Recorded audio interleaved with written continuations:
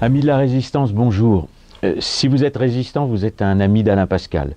Je vous invite donc à rejoindre les Amis d'Alain Pascal le samedi 14 avril de 15h à 19h à Paris 16e.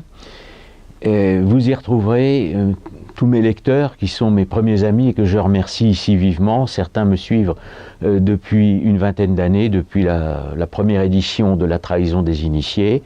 Et je leur propose, à l'occasion de cet événement, un nouveau livre qui est le deuxième livre de la conspiration des philosophes et qui s'appelle « Le siècle des Rose-Croix ». Les autres de mes amis sont des écrivains. Je les invite et j'invite mes lecteurs à se pencher sur leurs œuvres, car dans nos milieux, l'un des défauts est de souvent ne penser qu'à ses propres œuvres. Et il y a des livres admirables que je voudrais que mes lecteurs connaissent et qu'ils se procurent. Je vais donner pour chacun de ces écrivains un seul titre, mais il va de soi que certains ont écrit de nombreux ouvrages et que les personnes intéressées pourront toutes se les procurer lors de cette signature.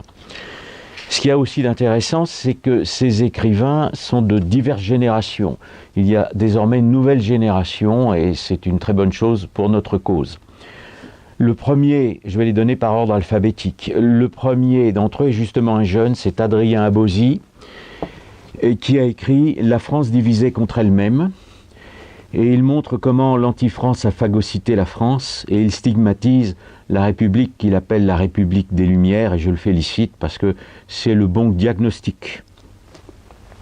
Ensuite, François de Chassey, « Les politiques doivent sauver la France », dans lequel il développe l'idée urgente de remigration. Et je voudrais particulièrement remercier François de Chassey parce que c'est un ancien lecteur et c'est grâce à lui que j'ai pu retrouver un éditeur après une petite traversée du désert. Le docteur Xavier Dor, qui est un exemple pour nous tous puisqu'il a consacré toute sa vie pour que les enfants aient le droit de naître, pour son livre « Le crime contre Dieu ». Philippe Gautier, pour son roman « La Toussaint Blanche », même si je vous présente ici un autre texte, qui est un roman de science-fiction, qui paraissait un roman de science-fiction, mais qui ne l'est pas. Donc je vous invite évidemment à vous pencher sur ce livre qui est toujours d'actualité, plus que jamais même peut-être. Un autre romancier, un jeune cette fois-ci, de la nouvelle génération, c'est Romain Guérin, qui a écrit le Journal d'Anne-France.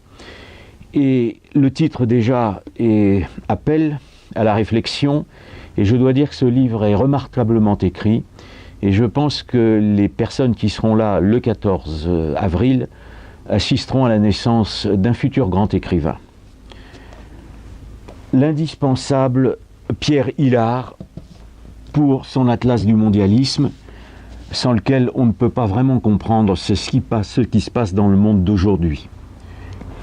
Dans un domaine très différent, le livre du père Jean-Dominique, Le soupir de Pilate. C'est un essai qui est, à mon avis, un véritable chef-d'œuvre et qui passe en revue tous les philosophes et qui combat le scepticisme à travers les religions et les philosophies.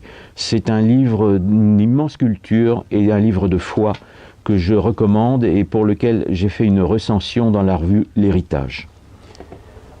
Alain Monestier, La jeunesse du féminin.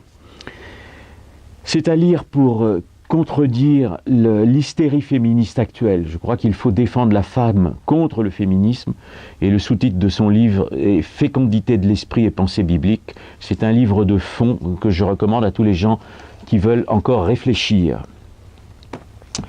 L'indispensable livre de l'abbé Pagès sur l'islam. J'ai moi-même écrit un livre sur l'islam qui était Islam et Kabbale contre l'Occident chrétien. Mais je ne suis pas un théologien, alors que l'abbé Pagès est un éminent théologien, et il pose 1500 questions de théologie auxquelles les musulmans ne peuvent pas répondre. C'est un livre absolument nécessaire pour quiconque veut comprendre ce qu'est réellement l'islam. Dominique Tassot, j'en ai oublié, mais ça va revenir, qui est un scientifique et qui dénonce l'évolutionnisme dans son livre « L'évolution, une difficulté pour la science, un danger pour la foi ».